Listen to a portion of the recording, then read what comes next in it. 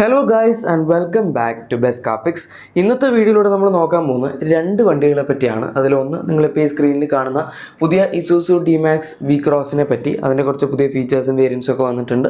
അതുപോലെ അടുത്ത വാഹനം നമ്മുടെ ഫോഴ്സ് ഗൂർഖ 5 ഡോർ ആണ്, അതുപോലെ 3 ഡോറും. ഇതിപ്പം നേരത്തെ ഞാൻ ഇതിൻ്റെ ഒരു വീഡിയോ ചെയ്തായിരുന്നു, ഒരു കമ്പാരിസൺ ചെയ്തിട്ടുണ്ടായിരുന്നു.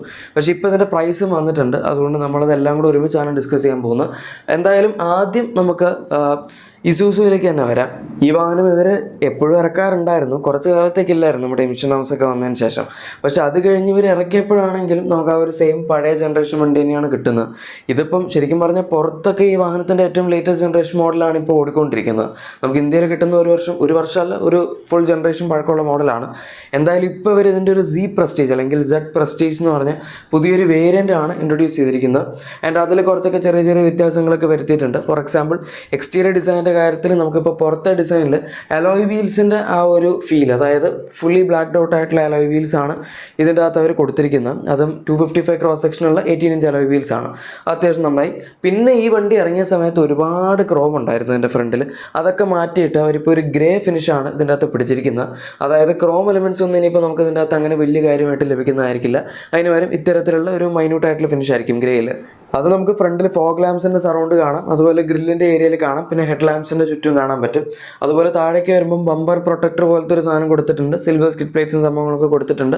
പിന്നെ ഒബ്വിയസ്ലി ഇതിൻ്റെ അകത്ത് വീലാർച്ചും അതുപോലെ ക്ലാഡിങ്ങും സംഭവങ്ങളൊക്കെ അവൈലബിൾ ആണ്. അതുപോലെ ORVMs ഒരു ബ്ലാക്ക് ഔട്ട് ആക്കിയിട്ടുണ്ട്. ഇത്രയാണ് എക്സ്റ്റീരിയറിലുള്ളത്. ഇനി ഇൻറ്റീരിയറിലേക്ക് വരികയാണെങ്കിൽ ഡാഷ്ബോർഡ് ലേഔട്ടിലും ഡിസൈനിലും ഒന്നും അവരങ്ങനെ പ്രത്യേകിച്ച് വ്യത്യാസങ്ങളൊന്നും വരുത്തിയിട്ടില്ല. നമുക്ക് പണ്ടുള്ള ആ ഒരു സെയിം ഓൾഡ് സ്കൂൾ ഡിസൈനാണ് ഇതിൻ്റെ അകത്ത് ഇപ്പോഴും വരുന്നത്. ഇതൊന്നും ഇവർ മാറ്റിയിരുന്നെങ്കിൽ വളരെ നല്ലതായിരുന്നു എന്ന് എനിക്ക് എപ്പോഴും തോന്നാറുണ്ട്. പക്ഷേ പറഞ്ഞിട്ട് കാര്യമില്ല, ഇസൂസുവിന് ഇന്ത്യൻ മാർക്കറ്റ് ഒരു വിഷയമേ അല്ല എന്നുള്ള രീതിയിലാണ് അവർ ഇതുവരെ വണ്ടികൾ ഇറക്കിയിട്ടുള്ളത്. ഇനിയിപ്പം മിക്കവാറും അങ്ങനെ തന്നെയായിരിക്കും ഇറക്കാൻ പോകുന്നത്. അതുകൊണ്ട് തന്നെ നമുക്കിപ്പോൾ സ്റ്റിയറിംഗ് വീലിൻ്റെ ഡിസൈനൊക്കെ കണ്ടില്ല, ഇത് ഹൈഡ്രോളിക് സ്റ്റിയറിംഗ് വീലാണ്. അതിൻ്റെ അകത്ത് കാര്യം ക്രൂസ് കൺട്രോളും സ്റ്റിയറിംഗ് മോണിക് കൺട്രോൾസും ഒക്കെ ഉണ്ട്. ഇൻസ്ട്രുമെൻ്റ് ക്ലസ്റ്ററൊക്കെ വളരെ ഓൾഡ് സ്കൂൾ ഡിസൈനിലാണ് അവർ കൊടുത്തിരിക്കുന്നത്. പിന്നെ ഇൻഫോടൈം സിസ്റ്റം, അത് 9 ഇഞ്ചസിൻ്റെ പുറത്തുനിന്ന് സോഴ്സ് ചെയ്തിട്ടുള്ള ആൻഡ്രോയിഡ് ഇൻഫോടൈം സിസ്റ്റം ആണ്, കമ്പനിയുടെ സ്വന്തമായിട്ടുള്ള സംഭവമൊന്നുമല്ല. പക്ഷേ എന്നാലും ഇതിൻ്റെ അകത്ത് ആൻഡ്രോയിഡ് തൊട്ട് ആപ്പിൾ കാർപ്ലേ ഒക്കെ സപ്പോർട്ട് ചെയ്യുന്നു എന്നാണ് അവർ പറയുന്നത്. അവർക്ക് സ്വന്തമായിട്ടുള്ളൊരു ഇൻഫോടൈം സിസ്റ്റം നല്ലതായിരുന്നെങ്കിൽ കൊടുക്കായിരുന്നു. പക്ഷെ എന്തായാലും അതുപോലും ഇസൂസു ഇന്ത്യയിൽ ചെയ്യാൻ കൂട്ടാക്കുന്നില്ല എന്നുള്ളതാണ് നമുക്ക് മനസ്സിലാക്കാൻ പറ്റുന്നത്. ഇതിനകത്ത് ആകെപ്പാടെ അവർ ഈ ഒരു ഇമ്പ്രൂവ്മെൻറ്റിൽ കുറച്ചെങ്കിലും നന്നാക്കിയിട്ടുള്ളത് ബാക്കിലത്തെ സീറ്റാണ്. നമുക്ക് നേരത്തെ ഈ പിക്കപ്പുകളുടെ ബാക്കിലത്തെ സീറ്റ് എന്നൊക്കെ പറഞ്ഞ് ഇങ്ങനെ വടി പോലെ ഇരിക്കേണ്ട അവസ്ഥയായിരുന്നു ഉണ്ടാവാറുള്ളത്. പക്ഷേ ഈ വണ്ടിയുടെ കാര്യത്തിൽ അവർ ഇപ്പോൾ ഇത്തിരിയും കൂടെ റിക്ലൈൻ ആംഗിൾ ബെറ്റർ ആക്കി എന്ന് പറയുന്നുണ്ട്. അതുപോലെ ബാക്കിലത്തെ സീറ്റ് മൊത്തമായിട്ട് അവർ മാറ്റി എന്നും പറയുന്നുണ്ട്. അതായത് ഇത് പുതിയ സീറ്റാണ്, കുറച്ചും കൂടെ കംഫർട്ടും അതുപോലെ തന്നെ കുഷനിങ്ങും സംഭവങ്ങളൊക്കെ ബെറ്റർ ആയിട്ടുണ്ട്. പിന്നെ ബാക്കിൽ ഇനി മുതൽ നമുക്ക് 3 പോയിൻറ്റ് സീറ്റ് ബെൽറ്റ്സ് ഇതിൻ്റെ അകത്ത് സ്റ്റാൻഡേർഡ് ആയിരിക്കും. അതായത് 3 പേര് ഇരിക്കുന്നുണ്ടെങ്കിൽ 3 പേർക്കും 3 പോയിൻറ്റ് സീറ്റ് ബെൽറ്റ്സ് ആണ് കിട്ടുന്നത്. പിന്നെ നടുവിൽ ഒരു ആംബ്രസ്റ്റ് പോലെ കൊടുത്തിട്ടുണ്ട്. ടാൻ ഫിനിഷാണ് ഇതിൻ്റെ സീറ്റ്സിൻ്റെ കളറായിട്ട് കൊടുത്തിരിക്കുന്നത്. അത് ഫ്രണ്ടിലും ബാക്കിലും ഒബ്വിയസ്ലി സെയിം ആണ്. പിന്നെ വ്യത്യാസം വന്നിരിക്കുന്നത് സേഫ്റ്റി ഫീച്ചേഴ്സിലാണ്. നമുക്കിപ്പോൾ ഇതിൻ്റെ അകത്ത് ബേസ് മോഡൽ മുതൽ electronic stability program, hill descent control, പിന്നെ വെഹിക്കിൾ സ്റ്റെബിലിറ്റി മാനേജ്മെൻറ്റ്, അങ്ങനത്തെ സേഫ്റ്റി ഫീച്ചേഴ്സൊക്കെ അവർ കൊടുത്തിട്ടുണ്ട്. ടോപ്പ് എൻഡിൽ മാത്രമായിട്ട് നമുക്ക് 6 എയർ ബാഗ്സ് അവൈലബിൾ ആണ്. ബേസ് മോഡലിലേക്ക് ഇപ്പോഴും 2 എയർ ബാഗ് മാത്രമേ ഇവർ കൊടുക്കുന്നുള്ളൂ. ബട്ട് സ്റ്റിൽ എന്തായാലും കുറച്ചെങ്കിലുമൊക്കെ ഇമ്പ്രൂവ്മെൻറ്റ്സ് വന്നിട്ടുണ്ടെന്ന് പറയാം സേഫ്റ്റിയിൽ. ഇനി അടുത്തത് പ്രൈസ് 22.07 lakhs ഇതിൻ്റെ ബേസിക് മോഡലിൻ്റെ പ്രൈസ് സ്റ്റാർട്ട് ചെയ്യുന്നത്. നമുക്കിതിൻ്റെ അകത്ത് 5 വേരിയൻസ് ആണുള്ളത്. ഹൈലാൻഡർ ഉണ്ട്, അതുപോലെ അതിൻ്റെ തൊട്ട് മുകളിൽ Z ഓട്ടോമാറ്റിക് ഉണ്ട്. പക്ഷേ Z ഓട്ടോമാറ്റിക് നമുക്ക് കിട്ടുന്നത് ആക്ച്വലി 4x2-ലാണ്. പക്ഷേ 4x4 വേണമെന്നുണ്ടെങ്കിൽ Z വേരിയൻറ്റിൽ നമുക്ക് മാനുവൽ മാത്രമേ കിട്ടുള്ളൂ.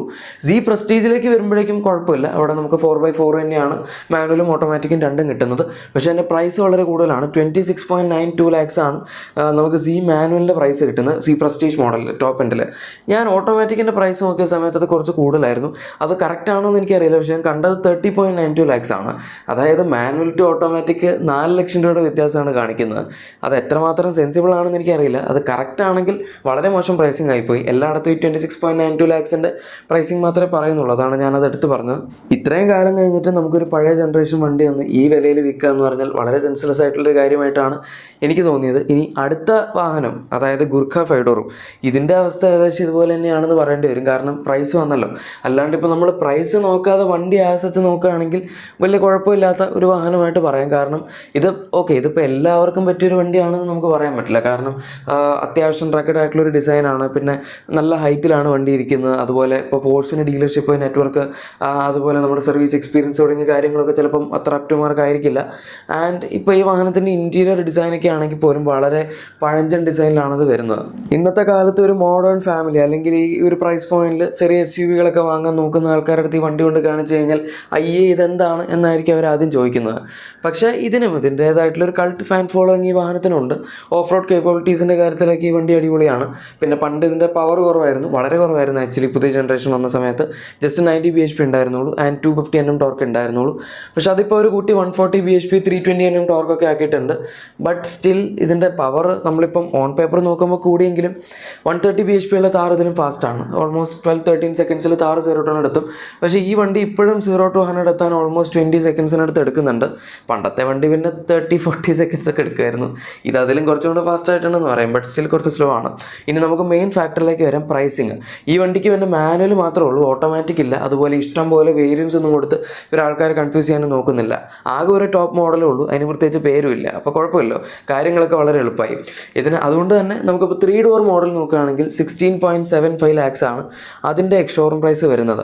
ഈ വണ്ടി പണ്ട് ഇറങ്ങിയ സമയത്ത് അറൗണ്ട് 15 lakhsലായിരുന്നു ഉണ്ടായിരുന്നത്. അതിപ്പോൾ ഓൾമോസ്റ്റ് 2 ലക്ഷം രൂപയോളം കൂടി എന്ന് നമുക്ക് പറയാം. അതുപോലെ 5 door മോഡൽ, അതാണല്ലോ ഇപ്പോൾ ലേറ്റസ്റ്റ് ആയിട്ട് അവർ ഇറക്കിയിരിക്കുന്നത്. നമുക്ക് ഏറ്റവും ബാക്കിലത്തെ റോയിൽ ക്യാപ്റ്റൻ സീറ്റും സെക്കൻഡ് റോയിൽ ബെൻ സീറ്റും ഒക്കെ വെച്ചിട്ടുള്ളത്. ആ ഒരു വാഹനത്തിൻ്റെ എക്സ്ഷോറൂം പ്രൈസ് വന്നിരിക്കുന്നത് 18 lakhs ആണ്. ഈ 18 lakhs എന്നൊക്കെ പറഞ്ഞു കഴിഞ്ഞാൽ നമുക്കിപ്പോൾ 3 door മോഡൽ വെച്ച് കമ്പയർ ചെയ്യുകയാണെങ്കിൽ തന്നെ താറിൻ്റെ ടോപ്പ് ആൻഡ് വേരിയൻ്റെ എക്സ്ഷോറൂം പ്രൈസ് വരുന്നത് ഓൾമോസ്റ്റ് 17 lakhsന് അടുത്താണ്. പിന്നെ നിങ്ങൾ അതിൻ്റെ മറ്റേ എർത്ത് എഡിഷൻ അങ്ങനെയൊക്കെ സാധനങ്ങളിലേക്ക് പോകുകയാണെങ്കിൽ 17 lakhsന് മുകളിൽ പോകും, 17.5 വരെയൊക്കെ പോകുന്നുണ്ട്.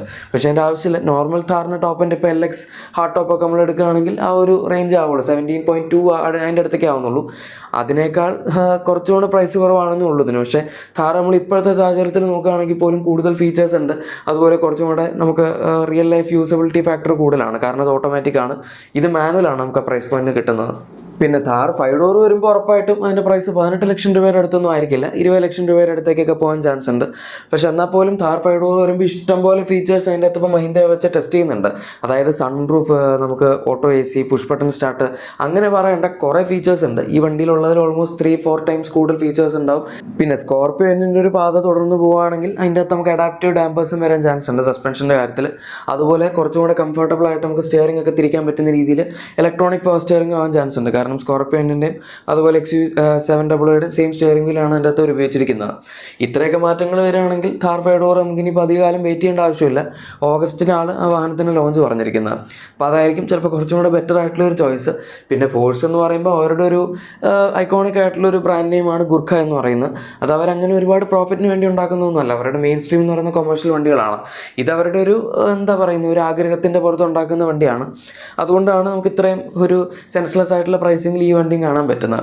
ഈ 2 വണ്ടികൾ ഞാൻ ഒരുമിച്ച് ചെയ്യാനുള്ള കാരണം പ്രൈസിങ് ആണ്.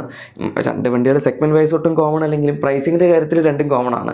കാരണം ഒട്ടും നമുക്ക് കറക്റ്റായിട്ട് പറയാൻ പറ്റുന്ന പ്രൈസിങ് അല്ല. അത്രേ ഉള്ളൂ. ഇനിയിപ്പോൾ വീഡിയോ ഇഷ്ടപ്പെട്ടെങ്കിൽ ലൈക്കും സബ്സ്ക്രൈബും ഷെയറൊക്കെ ചെയ്തേക്കാം. നമുക്ക് മറ്റൊരു വീഡിയോയിൽ കാണാം. Thank you for watching my video and good bye.